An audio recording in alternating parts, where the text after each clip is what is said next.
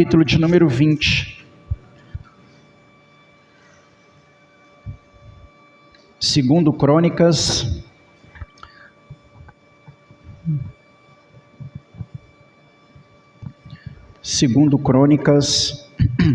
capítulo de número 20.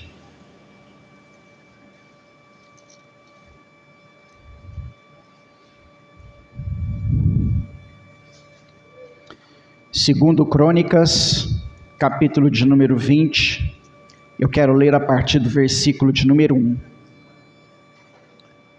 Segundo Crônicas 20, versículo de número 1. Eu vou ler aqui na Revista e Atualizada, para ajudar o Cícero ali hoje, né? Não vou ler Alfalite, não. Segundo Crônicas 20, a partir do versículo de número 1. Depois disto, os filhos de Moabe e os filhos de Amon, com alguns dos meunitas, vieram à peleja contra Josafá. Então vieram alguns que avisaram a Josafá, dizendo: grande multidão vem contra ti, de além do mar da Síria, e eis que já estão em Azazon Tamar, que é En-Gade. Então Josafá teve medo, e se pôs a buscar ao Senhor e apregoou um jejum a toda Judá. Judá se congregou para pedir socorro ao Senhor, e também de todas as cidades de Judá veio gente para buscar o Senhor. Pôs-se Josafá em pé na congregação de Judá e de Jerusalém, na casa do Senhor, diante do pátio novo, e disse: Ah, Senhor Deus de nossos pais, porventura não és tu Deus nos céus? Não és tu que dominas sobre os reinos dos povos? Na tua mão não está a força e o poder, e não há quem te possa resistir? Porventura, ó nosso Deus, não lançastes fora os moradores desta terra diante do teu povo Israel, e não a destes para sempre posteridade a Abraão, teu amigo? Habitaram nela e nela edificaram um santuário ao teu nome, dizendo: se algum mal nos sobrevier, espada por castigo, peste ou fome, nós nos apresentaremos diante desta casa e diante de ti, pois o teu nome está nessa casa, e clamaremos a ti na nossa angústia, e tu nos ouvirás e livrarás. Agora, pois, eis que os filhos de Amon e os filhos de Moabe e os do monte Seir, cujas terras não permite a Israel invadir, quando vinham da terra do Egito, mas eles se desviaram e não os destruíram. Eis que nos dão a pago, vindo lançar-nos fora da tua possessão, que nos destes em herança. Versículo 12. Ah, nosso Deus, acaso não escutarás tu o teu julgamento contra eles? Porque em nós não há força para resistirmos a essa grande multidão que vem contra nós, e não sabemos nós o que fazer, porém os nossos olhos estão postos em ti. Versículo de número 20. Pela manhã cedo se levantaram e saíram ao deserto de Tecoa. Ao saírem eles, pôs-se Josafá em pé e disse: ouve-me, ó Judá, vós moradores de Jerusalém, credes no Senhor vosso Deus e estareis seguros, crede nos seus profetas e prosperareis. Pai, esta é a tua palavra, ela foi lida e será ministrada aos nossos corações nessa noite de domingo, e a minha oração é para que através dela o teu Espírito Santo possa falar conosco aqui neste lugar. Em nome de Jesus, Deus, tenha liberdade de agir, tenha liberdade de fluir no nosso meio, através da tua palavra, e que o teu nome seja bendito, que o teu nome seja adorado, que o teu nome seja santificado através desta mensagem aos nossos corações nessa noite de domingo. Amém e amém. Pode se assentar, meu irmão.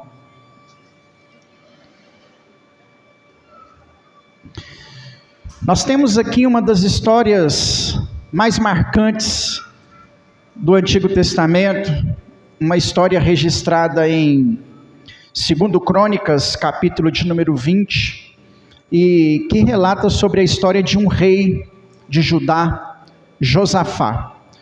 Josafá, a princípio do seu reinado, ele foi alguém que agradou ao Senhor, porque essa batalha e essa luta aconteceu justamente no início do seu reinado. Ao final do seu reinado, ele fez aliança com o reino do norte, que não agradava ao Senhor, e essa aliança fez com que ele se afastasse dos caminhos de Deus. Quando ele faleceu fazendo aquilo que era errado. No período do rei Josafá, no final do seu reinado, ele não destruiu os postes ídolos, ele não acabou com os templos construídos a Baal, e ele não fez aquilo que era reto ao Senhor. Porém, no início do seu ministério, nós temos aqui uma das mais marcantes batalhas vencidas pelos judeus ao longo da história de Israel. Certamente você já ouviu sobre essa história em algum momento, e hoje eu gostaria de olhar mais uma vez para essa história, para que nós pudéssemos tirar aqui princípios para os nossos desafios, para os nossos problemas, para as nossas adversidades, para aquilo que nós enfrentamos no decorrer do nosso dia a dia. Muitas vezes nós enfrentamos ao longo da nossa caminhada muitas batalhas, e eu sei que tem irmãos aqui nessa noite com muitas batalhas a serem enfrentadas. Quem sabe você não entrou por essas portas e o casamento para você tem sido uma batalha, a vida financeira tem sido uma batalha, às vezes até a sua vida espiritual, a sua comunhão, o seu compromisso com Deus tem sido uma verdadeira batalha.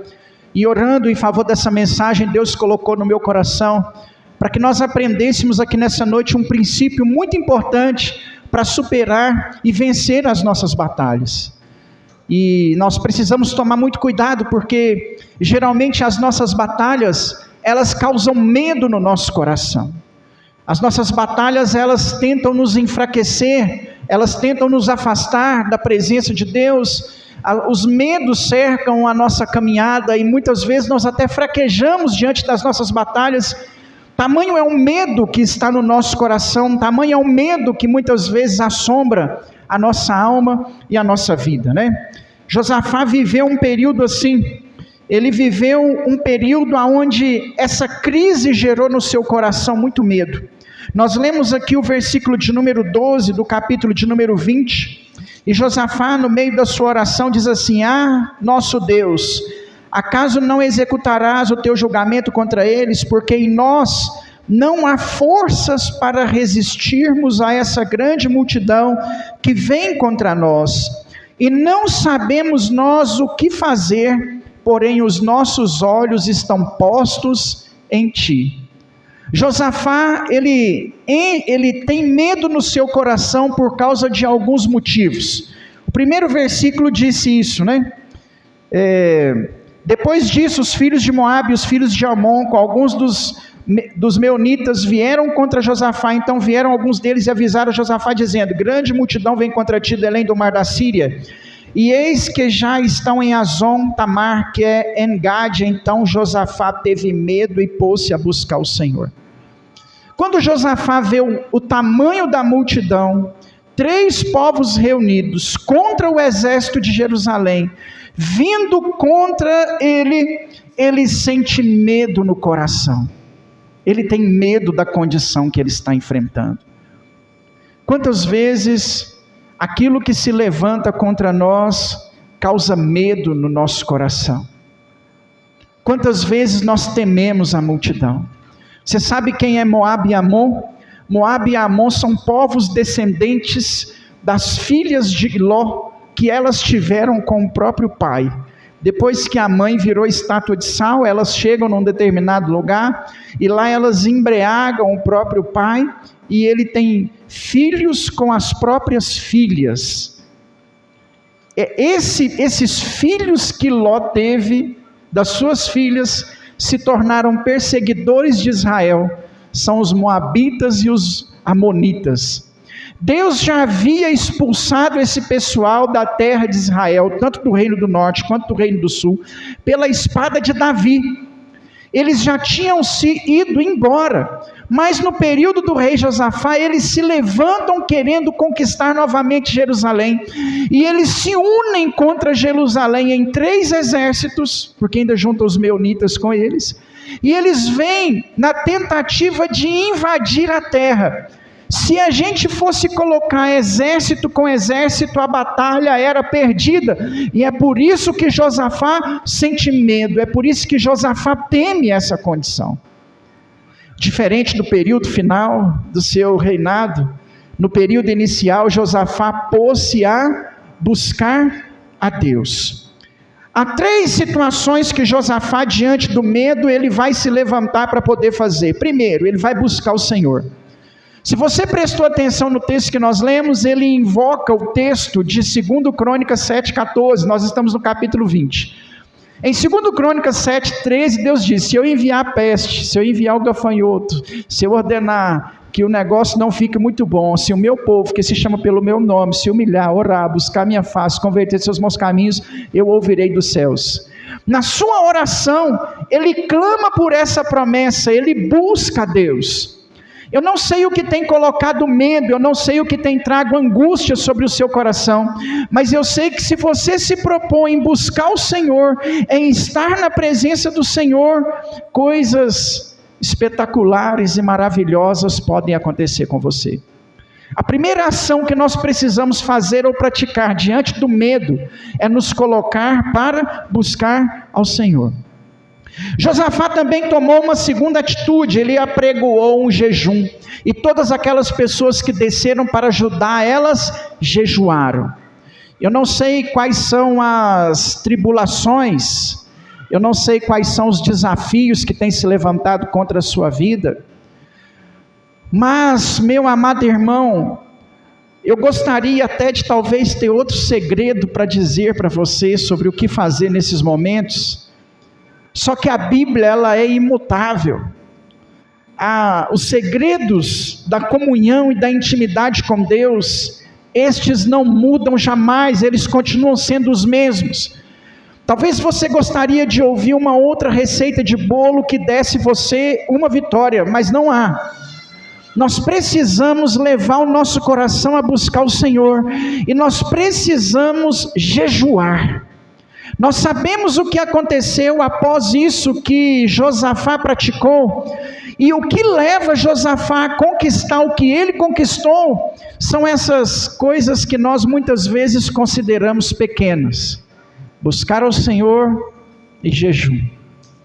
Qual foi a última vez que você dedicou a Deus um jejum? O jejum, inclusive, ele não é uma moeda de barganha. O jejum não pode ser uma moeda de troca que você coloca para Deus assim: ó Deus, eu vou jejuar tantos dias e em troca do meu jejum o Senhor me dá isso. Não é isso. O propósito do jejum é outro. O propósito do jejum é te aproximar de Deus. Os fundamentos do jejum estão relacionados não a ser abençoado. Os fundamentos do jejum estão relacionados a ir para perto de Deus. Na seguinte matemática: quando você mortifica a sua carne, e a sua carne está fraca, o seu espírito é vivificado, e com o seu espírito vivificado, você vai para perto de Deus. Não é que Deus te abençoa porque você jejuou, não é uma moeda de barganha, não é isso. Deus não te abençoa porque você jejuou. Jejuando você vai para mais perto de Deus, a sua comunhão com Deus aumenta, e aí é por isso que vem a bênção do Senhor. Nós precisamos aprender que muitas vezes o segredo da nossa vitória está em jejuar. Talvez você já congregou, que é o próximo ponto, talvez você já está buscando ao Senhor, mas ainda falta fazer algo a mais, algo além. Quem sabe você não pode dedicar a Deus algo para ser esse a mais, e a sua bênção e a sua vitória chegar. Existem diversas formas de jejum. A primeira forma de jejum mais conhecida por nós é aquela que a gente usa no exame de sangue, né? Do momento que você acordar até o momento que você faz o exame, você não pode alimentar com nada, não é isso? O primeiro jejum que nós conhecemos de Deus é esse aí. Assim que acordar, você não faz uso de alimento algum até uma determinada hora que você vai estabelecer para Deus. E durante esse período você vai se consagrar ao Senhor. Eu entendo que tudo que a gente faz para Deus tem o seu valor, né? Talvez você faça alguns jejuns, por exemplo, que tem o seu valor diante de Deus, mas nós não podemos chamar de jejum. Vamos supor que você acorda 8 horas da manhã e toma aquele cafezão com 5 pão de queijo, 3 broinhos, um pedaço de bolo, um pão de sal com queijo, toma um copão de leite, e aí você fala assim: tomei meu café, agora eu vou jejuar até meio-dia. Não dá, né, irmãos? Ó, pastor, eu acordei, tomei café da manhã e vou jejuar até na hora do almoço. Jejum é, você acordou, você se abstém de alimentos até uma determinada hora. Jejum é abrir mão de uma refeição que seja habitual para você. Você vai jejuar pela manhã, então você vai abrir mão do café da manhã. Isso é jejum. Qual é a sua próxima refeição depois do café da manhã? É o almoço? Jejum pela manhã significa abrir mão do café da manhã e ir para a próxima refeição, almoço. Aí eu vou abrir mão do café da manhã e do almoço, a próxima refeição é o café da tarde, então o seu jejum é até lá. Isso é jejuar. Ah, pastor, mas eu fiz um propósito, tomei o café da manhã e fiquei sem comer nada até de noite. Valeu? Tudo que a gente faz para Deus vale, eu só não posso chamar de jejum. Isso não é um jejum, isso é um propósito, isso é um voto, isso é um sacrifício. Deus recebe, mas não é um jejum. Jejum é abrir mão de uma das refeições que você habitualmente tem para se consagrar ao Senhor. E não pode ser só passar fome. O que é o jejum? Você vai separar um tempo para orar, você vai ter contato com a palavra de Deus. Se for um domingo aí, você vai vir na escola dominical. O jejum não é só passar fome, o jejum precisa ser acompanhado por um tempo de consagração e louvor a Deus. Ah, pastor, mas eu trabalho, então sabe o que você vai fazer? Durante alguns momentos, talvez você vai entender que eu vou falar errado, mas não me leve pelo lado negativo. Você vai lá no banheiro da empresa, vai fazer sua oração. Oh, Deus, recebe meu jejum. Amém. E Deus vai receber, não tem problema. O importante é que nós entendamos que aquele momento é um momento de consagração. Quando nós não levamos esse momento de consagração a sério, nós quebramos ele. Pode ver aí se você está habituado a jejuar. Aí você está fazendo jejum, você não está nem ligando para aquilo, alguém chega e te dá um doce, você come, depois que você come, você, meu Deus, eu estava de jejum, é porque estava faltando estar concentrado, consagrado naquilo que você estava fazendo. Irmãos, e o jejum é uma das ferramentas que mais nos aproximam do Senhor. Assim como a oração causa intimidade com Deus, causa comunhão com o Senhor, o jejum nos leva para perto do Pai, o jejum mortifica a nossa carne, o jejum quebra o nosso físico, e quando o nosso físico é quebrado, o nosso espírito é elevado e nós temos mais comunhão e mais compromisso com o Senhor. Sabendo dessa verdade, Josafá pregou a um jejum em Judá, em Jerusalém. Ele coloca até os animais para jejuarem junto com ele. Não é incomum na Bíblia não, isso aconteceu inclusive com o ímpio. Lembra de Nínive, quando Jonas vai pregar em Nínive? Quando Jonas chega para pregar em Nínive e o rei entende que a mensagem de arrependimento ainda dava tempo de sarar e curar os ninivitas, ele apregou a um jejum e até os animais de Nínive não comeram durante 3 dias. E aquele jejum de uma nação ímpia, de uma cidade pecadora que tinha exterminado Israel 40 anos antes de Jonas chegar lá, esse jejum tocou o coração de Deus e Deus liberou perdão para Nínive naquele dia. Quem sabe você está carregando o peso do medo na sua vida. Quem sabe você está carregando o peso do pecado da sua vida. E uma das coisas que você está precisando fazer a Deus é jejuar a Ele. Jejua. Jejua porque você vai para mais perto do Senhor. Ele apregoou um jejum. Em terceiro lugar, ele reuniu. Ele congregou, ele esteve junto, ele foi para a casa de Deus, e ele fez uma oração na casa de Deus. Se nós queremos ver a manifestação da glória de Deus, nós precisamos nos reunir. O fato de nos reunirmos, ou das irmãs se reunirem no próximo sábado lá na Examim, é estarem juntas para que Deus envie a sua glória, porque quando nós nos reunimos no mesmo lugar e nos propomos a buscar a Deus com jejum e oração, Ele vem. Ele vem. E como que nós estamos precisando ser uma igreja que busca mais. Muitas vezes nós queremos as coisas muito no automático e não queremos pagar o preço para que a santidade seja manifesta através das nossas atitudes. Nós estamos habituados às coisas fáceis, queremos que Deus faça as coisas sem pagarmos esse preço de santidade. Nós precisamos voltar a ser a igreja que busca a Deus. Será que é tão difícil buscar a Deus? Será que é tão difícil querer agradar o coração do Senhor? Será que é tão difícil se dispor a querer receber mais de Deus? Quantas vezes nós nos assentamos na cadeira do juízo dentro da igreja, queremos julgar a vida do nosso irmão, analisar a vida de alguma pessoa, queremos observar como que a igreja está acontecendo e esquecemos da proposta de estarmos aqui. Você saiu da sua casa, você se assentou nessa cadeira, você levantou as suas mãos e louvou a Deus em adoração, você cumprimentou o seu irmão, você teve um momento de oração, você está recebendo a palavra de Deus com um único propósito: buscar ao Senhor. Quem sabe nós não invertemos os valores, estamos esperando Deus nos buscar, e muitas vezes reclamamos porque Ele não vem, no sentido de Deus nos procurar, né? Não nos buscar no arrependimento. Nós queremos assim, não fazer nada, viver no pecado, numa vida desleixada, não buscar ao Senhor e chegar aqui e Deus ser forçado a nos visitar. Não, irmãos, nós não podemos inverter esses papéis. Deus te chamou com propósitos, e entre eles está buscar a presença dEle, pagar o preço para estar diante dEle.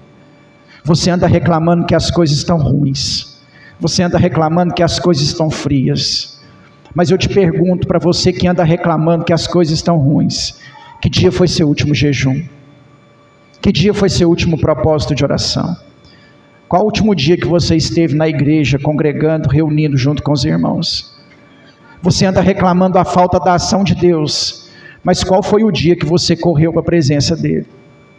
Quantas vezes nós estamos deixando Deus em último lugar e queremos que Ele passe à frente das nossas batalhas? Deus foi à frente da batalha de Josafá, mas para que isso aí acontecesse, Ele buscou, Ele jejuou, Ele congregou. Além dessas coisas, tem outras ações. O segredo de o que fazer quando não se sabe o que fazer. Você prestou atenção no texto que nós lemos, no versículo de número 12? Senhor, o povo é muito, estou com medo e não sei o que fazer. Quem sabe a situação que você está enfrentando é muito grande, e você já não sabe mais o que fazer. Há quatro versículos, que nos mostra aqui sobre o que fazer quando não se sabe o que fazer. O que você vai fazer quando você não sabe o que fazer? É muito simples até, está ao nosso alcance. Não é algo só do Antigo Testamento, não são os rituais que ele vai praticar nesse o que fazer quando não se sabe o que fazer, mas está mais relacionado à ação. Leia comigo o versículo de número 19, do capítulo 20 de 2 Crônicas. O versículo 19 diz assim: dispuseram-se os levitas, dos filhos dos coatitas e dos coreitas, para louvarem o Senhor Deus de Israel, em alta voz, sobremaneira. Pela manhã cedo se levantaram e saíram ao deserto de Tecoa. Ao saíram-se, colocou-se Josafá em pé e disse: ouve, ó Judá e vós moradores de Jerusalém, credes no Senhor vosso Deus e estareis seguros, crede nos seus profetas e prosperareis. Tem uma palavrinha que vai se repetir nos versículos que nós vamos ler, e ela é o segredo do que nós fazemos quando não há o que fazer. Se disponha a louvar a Deus. Josafá louvou antes do pior. Louvar depois que a batalha passou é mais fácil. O exercício que nós precisamos praticar aqui é louvar antes. Nós temos exemplos na Bíblia de homens que louvaram durante. O mais claro deles é Jó. No meio da tribulação, ele havia perdido todos os seus bens e tudo o que ele possuía, e ainda estava com uma enfermidade. A mulher dele se levanta e fala assim: amaldiçoa o seu Deus e morre. Como falas uma louca, assim falas tu. O Senhor deu, o Senhor tomou, bendito seja o nome do Senhor. Eu sei que o medo que paira o seu coração é muito grande. Eu sei que a sua batalha é muito intensa. Mas um dos segredos para você sair dessa condição é louvar a Deus. É engrandecer o Senhor. E aqui Josafá separou os levitas. Muitas vezes, meu irmão, nós não sabemos o peso que tem do louvor na nossa dificuldade, na nossa tribulação, para nos ajudar a vencer. Principalmente assim, dentro do nosso contexto atual, muitas vezes na igreja nós nem valorizamos o momento de louvor. Quantas vezes nós fazemos descaso com o momento de louvor? Eu não quero que você chegue mais cedo para ver a Márcia tocar, a Lívia cantar, a Edilane ministrar. Não é isso. Mas quantas vezes nós pensamos assim: está no louvor, eu posso atrasar. Quantas vezes a pessoa pensa assim: não, agora que começou o louvor, tem um tempo ainda. Como que nós somos dispersos com o louvor? Às vezes no louvor a gente está conversando coisas que não tem nada a ver. Às vezes no louvor a gente está lá fora da igreja, a gente aproveita para ir fazer alguma coisa que tire a nossa distração. Quantos irmãos, muitas vezes, estão enfrentando momentos de dificuldades e de adversidade, e não conseguem compreender que talvez é durante o louvor que Deus vai tirar você dessa batalha. Nós precisamos entender, irmãos, que o louvor para Deus, ele é algo de extrema importância. Não é o grupo, não é o ministério querendo apresentar, até porque, graças ao bom Deus aqui na igreja, essa não é a nossa característica. Eu prefiro zelar pela unção do Espírito Santo, pelo poder de Deus na vida desses irmãos, do que na técnica que eles poderiam desenvolver em cima desse altar. Eu prefiro ver Deus na ministração dos irmãos aqui, do que ver técnica na vida deles, embora que se tiver a técnica, isso pode ajudar, pode ser muito bom, pode ser uma bênção, mas eu prefiro ver o poder, a glória, a manifestação, porque você não tem ideia da importância do louvor na vida de um cristão. Muitas vezes nós não sabemos a dimensão do louvor na Bíblia. Para que você foi criado? Para o louvor da glória de Deus. Na hora que chegar no céu, eu não vou precisar pregar mais, porque a palavra viva estará diante de nós. Agora, o louvor é o único ministério da igreja que não acaba. Lá no céu, Tião não vai precisar brigar com os meninos na porta da Jerusalém. Não vai precisar de diácono lá no céu. Aproveita, Tião, serve aqui, porque lá é só louvor. Lá é só louvor. Lá não vai precisar do pastor Tiago preparar o sermão, lá é louvor. Lá é adoração. Oi? Lá vai passar para o louvor. Lá é adoração. É o único ministério da igreja que não acaba. No dia que chegar na porta do céu, eu vou entregar meu ministério de pastor, entregar as ovelhas, dar conta daquelas que eu perdi, se tiver perdido alguma, dar conta das responsabilidades que eu assumi, e meu ministério terminou ali. O da adoração não. Deus nos criou para esse princípio, Deus nos criou para esse propósito. Durante o período de louvor na igreja, não é um período para que você assista, não é um período para que você ouça, é um período para que você cante, adore. O ministério de louvor precisa ter essa preocupação de cantar canções que a igreja congregacional vai conseguir adorar. Se os irmãos chegarem aqui e cantar a música que ninguém conhece, é claro que de vez em quando tem a música aí da primeira vez, né? Senão a gente vai cantar sempre as mesmas, sim. Vocês vão ficar igual era o meu momento de louvor até alguns dias atrás. O pessoal chamava de o melhor da quinta-feira, né? Lá em Bom Despacho era o melhor da terça-feira. É claro que vai ter uma música nova, mas se a gente chega aqui e os meninos cantam uma música que ninguém sabe, qual foi o propósito? Se a igreja não cantar junto, qual é o propósito? Se quem está ministrando ficar aqui se matando aqui, e vamos gente, canta, e ninguém cantar, qual é o propósito? Nós não entendemos, nós não compreendemos, nós achamos que é um espetáculo. Eu não quero que você esteja aqui para bater palma para esse pessoal, eu não quero que você esteja aqui para dizer que eles são bons, eu não quero que você esteja aqui para dizer que a irmãzinha canta demais. Eu espero, como pastor, que você esteja aqui para adorar junto com eles, porque o louvor move os céus, o louvor abre os céus, o louvor chama Deus, o louvor abre portas, o louvor traz vitórias, o louvor vence batalhas, o louvor expulsa demônios, louvor sara de depressão. Saul ficava depressivo, endemoniado, sem saber o que fazer. As pessoas não sabiam o que fazer com Saul. Chamavam Davi, enquanto Davi tangia sua harpa, o texto diz que o espírito que incomodava o rei Saul ia embora. Quem sabe o que está faltando na sua casa não é louvor? Nós não entendemos, irmãos, o princípio da adoração. O que eu vou te falar aqui não é uma doutrina, mas talvez seja um princípio que pode aperfeiçoar a sua caminhada com Deus.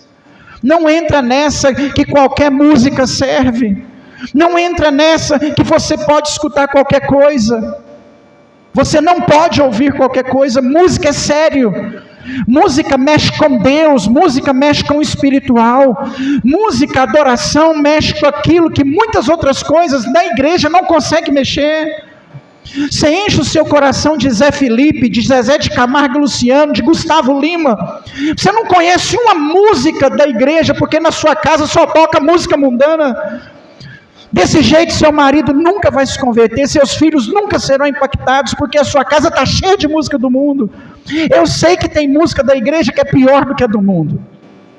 Eu sei que tem música que é só eu, egocêntrica, tirou Jesus. Eu sei que não é perfeito todas as adorações, todos os louvores que nós temos por aí. Eu sei que não é perfeito, mas usar isso como desculpa para trazer a música erudita para dentro da sua vida está errado. Eu estou falando de adoração, eu estou falando de louvor, eu estou falando de bendizer. A música, ela era para ser usada apenas para adorar e bendizer o nome do Senhor. É uma das mais belas coisas criadas por Deus no universo, é a canção, e o objetivo dela era adorar a Deus. O diabo pegou esse negócio, o pecado entrou nesse negócio e canalizou a música para outras coisas. Se nós conhecemos a Deus, isso não pode fazer parte da nossa caminhada. Você não tem ideia como que o louvor move causas, quebra barreiras, transforma vidas. Eu me converti com um pessoal que gostava muito de Voz da Verdade, e eu fui um ouvinte de Voz da Verdade durante muito tempo. Eu cheguei a ter a coleção completa de CD. Quando eu fui roubado em Belo Horizonte, o ladrão me levou. Eu choro essa coleção de CD até hoje, Tiago. E eu tinha os 23 CDs que eram lançados até aquela época, do Voz da Verdade, o ladrão levou. Original CDs. Eu tenho e deixo aqui na igreja uma pasta, ela deve estar por aqui, com todas as músicas do Voz da Verdade cifrada. Fica aqui embaixo do altar, na pasta da Márcia ali. Com cifra simples, que dá para tocar. Fui um ouvinte de Voz da Verdade durante muito tempo. Na minha casa, eu já contei a experiênciazinha do som que eu comprei. Depois do CD do Nelson Ned, eu comecei a comprar os do Voz da Verdade, quando o irmão ia em Belo Horizonte. Eu colocava Coração Valente. E quando o Coração Valente estava tocando no som que ficava no meu quarto, a janela do meu quarto dava para a casa da vizinha. Quando ela começava a escutar Coração Valente, ela saía, ela parava o que ela estava fazendo e ela ia para o muro. E do muro ela ficava escutando a canção. Essa mulher chama Ceci, ela é vizinha da minha mãe, ela mora no mesmo lugar até hoje. Ela procurou a igreja por vontade própria, e todas as vezes que ela me vem parar de Minas, ela fala assim: eu me converti porque eu escutava Coração Valente na janela do seu quarto. Eu ganhei uma alma sem pregar para ela, sem evangelizar ela, com louvor. Quantas pessoas dentro da igreja chegaram dentro da igreja por causa de um louvor? Tem um irmão muito querido, acredito que do Naldo também, meu e do Naldo, o irmão Eustáquio, lá em Bom Despacho, estava dirigindo o carro, momento de tribulação na vida, passou na porta da igreja, e os irmãos estavam cantando um hino do cantor cristão, se eu não me engano era Glória, Glória, Aleluia, e o Eustáquio sempre gostou muito de música, ele escutou e viu que o som estava bacana, que a música estava bem cantada, estava bem tocada, parou o carro, desceu e entrou na igreja, e nunca mais saiu. Louvor. Eu tenho uma experiência mais recente, eu nem tinha lembrado de contar, vou contar agora. A igreja era na Avenida Brasil. Tem um casal que mora ao lado da igreja na Avenida Brasil. Os irmãos escutavam eu tocar o melhor do domingo de manhã, e às vezes, claro, também a Márcia, né, ia lá nos ajudar, o louvor, ela escutava o louvor e falava, nossa, que músicas bonitas. A igreja mudou de endereço, os irmãos falaram assim, ó, a gente escutava, agora mudou, vamos lá na igreja, para onde que a igreja mudou? Os irmãos estão vindo na igreja, porque escutava louvor. Eu apontei para lá, porque eles sentam ali, eles não estão aqui agora não.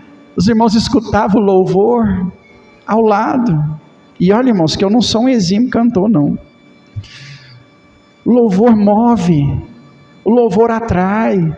Você está colocando música secular, música erudita dentro da sua casa, leva o louvor para dentro da sua casa, leva a adoração. Quando a adoração vai na frente, as coisas acontecem. Nós não podemos, irmãos, perder esse princípio. Eu não vou te julgar, não vou te condenar se você ouve outra música, se você não concordar comigo, não tem problema, você pode discordar comigo, mas uma coisa eu preciso te falar, você quer que a sua vida seja mais abençoada, tira essas coisas dela, começa a fazer para Deus, com Deus, para com Deus, você vai ver que as coisas vão melhorar, vai melhorar. Você pode parecer que é bobeira minha, eu não empresto violão de igreja para a pessoa tocar em outro lugar. A igreja tem um teclado. Uma vez uma pessoa procurou, a Isamin deixou esse teclado aos cuidados da Edileia, uma vez a pessoa procurou e falou assim, vou cantar num casamento ímpio, com esse teclado, me empresta? Não. Qual o motivo do não? Não é para isso, o instrumento da igreja não é para isso. Quantas vezes eu já me deparei com jovens na igreja, começando a fazer algum solinho no violão com a música, eu falo assim, não é para isso não, para isso não. Não, irmãos, nós não podemos mexer na canção, nós não podemos tocar na adoração. Quando Jesus encontrou com a mulher no poço, em João 4, ele diz assim, Deus está à procura de verdadeiros adoradores que o adorem em espírito e em verdade. Você não tem ideia dos princípios que a adoração pode mudar na nossa caminhada. Em nome de Jesus, manda o louvor na frente. O Josafá estava com medo, o que ele fez? Mandou um louvor na frente, manda os levitas na frente, chega primeiro. Sabe por que o louvor é antes da palavra? Por causa de Josafá, é por causa disso aqui. O louvor tem que chegar primeiro, o levita tem que ir na frente em todas as situações. Israel cruza o deserto, chega diante do Jordão e precisa atravessar. Há dois itens que Deus ordena a Josué colocar na frente: a arca da aliança, porque representava a presença de Deus, e os levitas adorando ao Senhor. Quando o primeiro levita coloca o pé sobre o rio Jordão, ele se abre, eles atravessam o rio Jordão em terra seca. Quando Jericó teve os seus muros caídos, quem estava na frente dando 7 voltas? Os levitas. É na hora que a gente canta, é na hora que a gente adora, é na hora do louvor que as muralhas caem. O Josafá sabia disso, ele mandou louvor na frente. Versículo de número 20. Louvar para crer nas promessas de Deus. Nós lemos, né? Peraí que o ventilador mudou aqui minha página. Versículo de número 20. Pela manhã cedo se levantaram, saíram ao deserto, depois que eles louvaram. Ao saíram, pôs-se Josafá em pé e disse: crede no Senhor vosso Deus, estareis seguros, crede nos seus profetas e prosperareis. Você sabe o que o louvor traz? O louvor atrai as promessas de Deus. O louvor vai fazer você lembrar das promessas de Deus na sua vida. A Bíblia faz, a leitura bíblica também faz, mas o louvor também chama essas situações. Versículo de número 21. aconselhou-se com o povo e ordenou cantores para o Senhor, que vestidos de ornamentos sagrados e marchando à frente do exército, louvaram a Deus dizendo: rendei graças ao Senhor, porque a sua misericórdia dura para sempre. É o Salmo 136, se eu não me engano. É o Salmo do período do rei Josafá. Com perdão da expressão, tem irmão que não gosta que eu cito gíria, mas o pau estava quebrando, e o Josafá está assim: louvai ao Senhor porque Ele é bom, e a sua misericórdia dura para sempre. O exército inimigo vinha e Josafá está: louvai ao Senhor porque Ele é bom, porque a sua misericórdia dura para sempre. Eu não sei o que tem causado medo, qual exército tem se levantado contra a sua vida, mas professe no louvor que o Senhor é bom e a sua misericórdia dura para sempre. Manda o louvor na frente. Ele deu ordem aos cantores para que cantasse. Eu sei que não é fácil arrumar forças em meio à tribulação para dizer a Deus uma frase de amor, mas é isso que Ele está esperando de você, que nós o louvemos e o adoremos em todo o tempo, não só nos tempos bons, mas principalmente quando as coisas estiverem naquela situação que você não sabe o que fazer. Quando você não souber o que fazer, louva. Você consegue. O Senhor é bom e a sua misericórdia dura para sempre. Irmã Sandra vai fazer consulta dia 3, né, Sandra? A Sandra vai levantar dia 3 e falar: o Senhor é bom e a sua misericórdia dura para sempre. Amanhã a porta vai fechar e você vai dizer: o Senhor é bom e a sua misericórdia dura para sempre. Às vezes nós reclamamos, nós murmuramos. Sabe por que o capeta coloca murmuração no nosso coração? Para tirar do louvor, para tirar da adoração, para você olhar para o problema, para você não conseguir adorar a Deus mesmo em meio à crise. Eu sei que isso não é fácil, mas é o que Deus espera de cada um de nós. Manda o louvor na frente. A situação aqui ainda não era boa, não, ele está com medo no coração, mas no versículo de número 21 ele mandou louvor.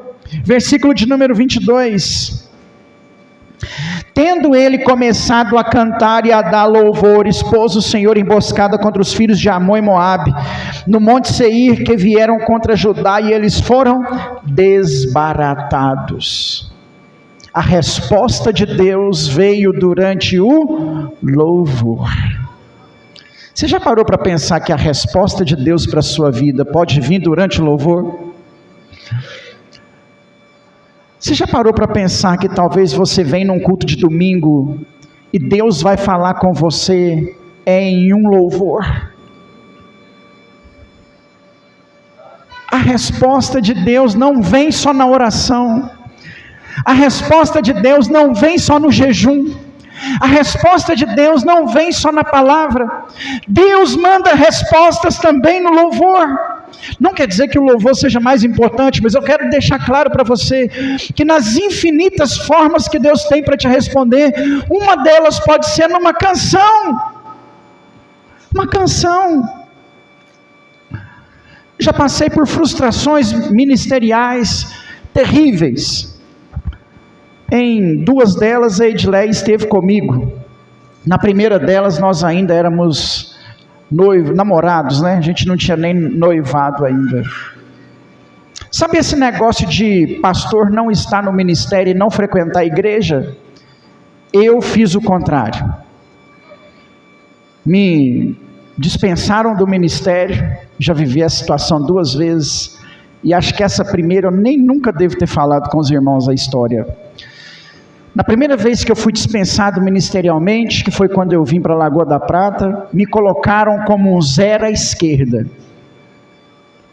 Me humilharam, me denegriram, me difamaram, tentaram me colocar como uma situação que eu não tinha feito. Irmãos mentiram, irmão de igreja mentiu, e eu fui colocado como um zero. Eu achei que até a Edileia ia me largar. Essa mulher, depois de tudo isso, essa mulher não fica comigo não.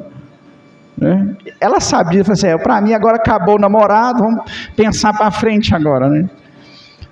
Como não tinha erros, eu tinha o convite para cá, tinha um convite para Curitiba também, E muitas pessoas pensaram que eu não ia ir na igreja.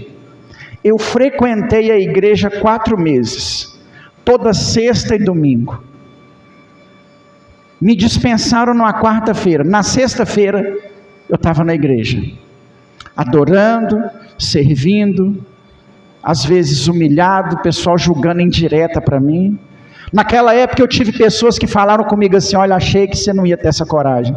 O próprio pastor falou comigo: achei que você não ia ter coragem, não sei como é que você tem coragem de sentar aqui. E eu falei para ele: eu sou crente, velho.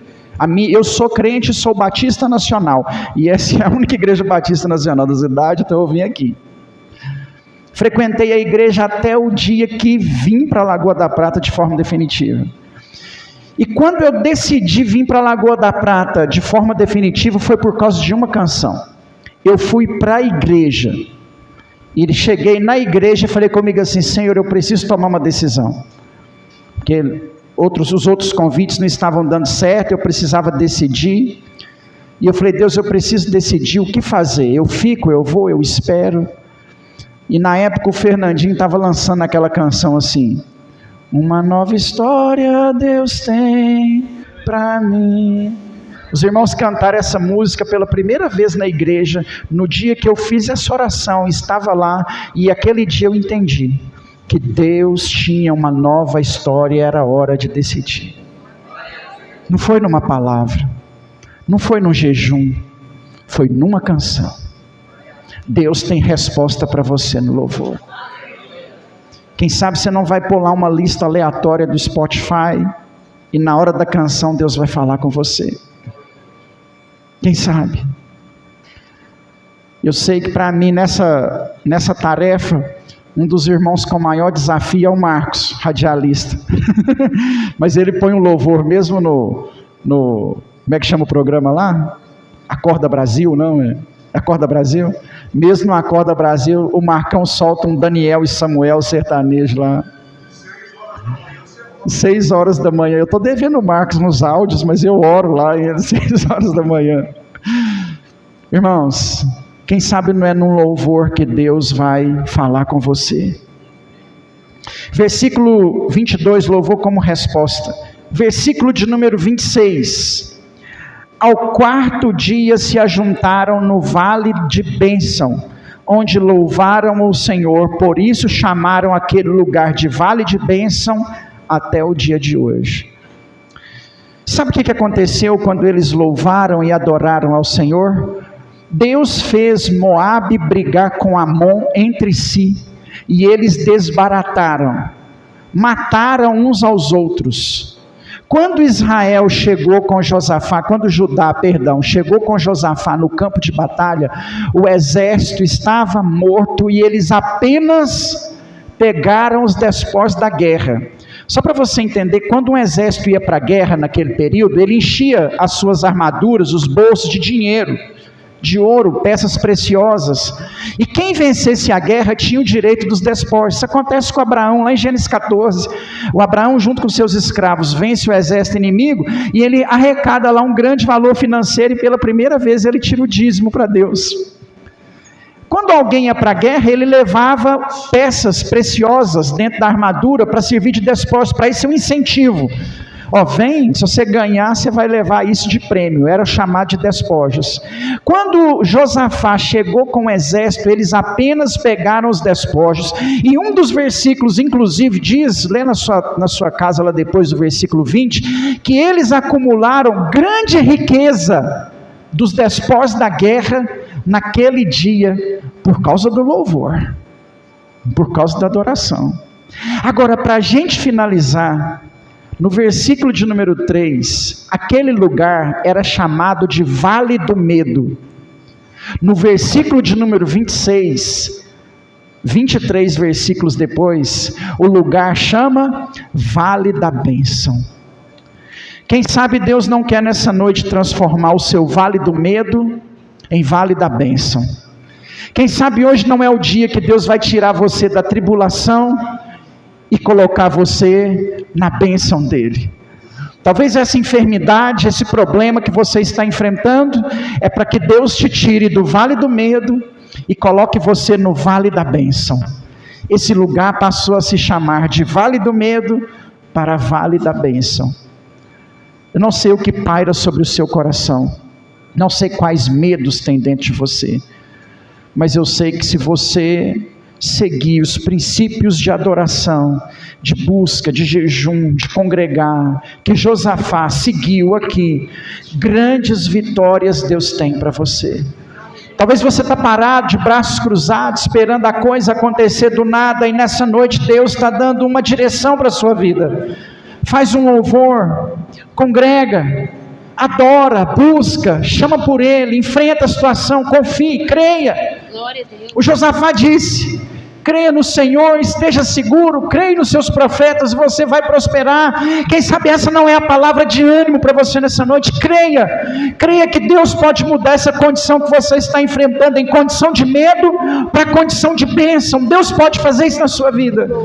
Deus pode transformar essa frieza espiritual e em que o Espírito Santo esteja ardendo, queimando sobre a sua vida, sobre o seu coração. Creia, confie no Senhor, espere no Senhor, dependa dEle. Ele vai à frente das suas batalhas. Ele vai à frente das suas batalhas quando você se propõe a buscar, quando você se propõe a jejuar, quando você louva, quando você adora. Em nome de Jesus. Se coloque de pé, vamos orar.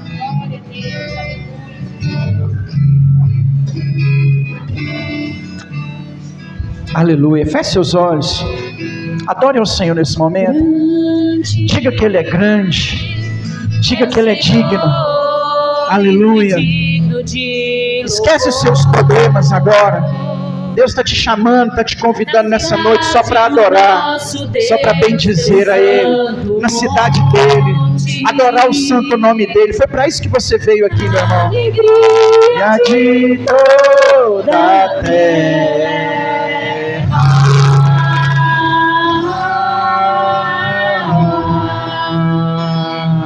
Grande é o Senhor, grande é o Senhor, em quem nós temos a vitória, e que nos ajuda contra o inimigo. Por isso diante dele, por isso diante dele nos prostramos.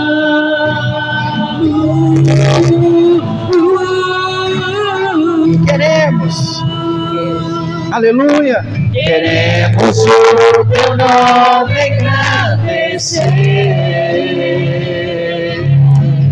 e agradecer-te por tua obra em nossas vidas. Confiamos em seu infinito amor, pois só tu és o Deus eterno sobre toda a terra e céu.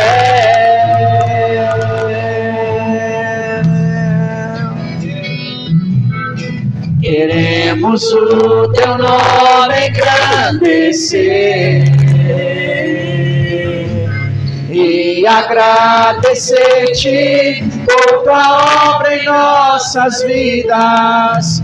Confiamos em teu infinito amor, pois só tu és o Deus eterno sobre toda a terra e céu. Coloque a sua mão no seu coração. Coloque diante do Senhor em oração nesse momento a sua causa, o seu problema. Louve a Deus por esse problema que você está passando. Adore ao Senhor em meio a essa adversidade. Ele está aqui nessa noite. Ele quer sarar você. Ele quer curar você. Ele quer abrir essa porta. Ele quer mover essa causa. Ele quer fazer o impossível. Ele quer transformar o seu vale de medo em vale de bênçãos nessa noite. Ore canta lá, baixurianda lá, vai, cedeanda lá, baixude canta lá. Nós rendemos graças ao Senhor porque o Senhor é bom e a sua misericórdia dura para sempre, Deus, aleluia. Aleluia! Nós bendizemos ao Senhor que é Deus e Rei de toda a terra. Nós queremos declarar que ao Senhor seja a honra, ao Senhor seja a glória, ao Senhor seja o domínio pelos séculos dos séculos. Aleluia! Recebe, Senhor, a nossa adoração. Aleluia! A glória, a força e o poder ao Rei Jesus e louvor. Só adora, meu irmão, só adora Ele, só diga que Ele é digno, não reclama, não murmura, só diga que Ele é digno, só diga que a Ele a honra, a Ele a glória, a Ele o domínio, a Ele o louvor, a Ele a majestade, a Ele o reino, a Ele a glória. Aleluia! Jesus e louvor a quem? Ao Rei. Qual o nome dele? Jesus. Diga a honra, a glória, a força e o poder ao Rei Jesus e o louvor ao Rei Jesus. Aplauda Ele porque Ele é digno. Aplauda Ele bem forte. A Ti seja a glória, Senhor. E canta lá, basuriando lá, erendo lá, baixê. Oh Deus de poder, Deus de grande glória, Tu és santo, santo, santo é o Senhor. Santo, santo, santo é o Senhor. Aleluia. Glória a Deus. Jesus.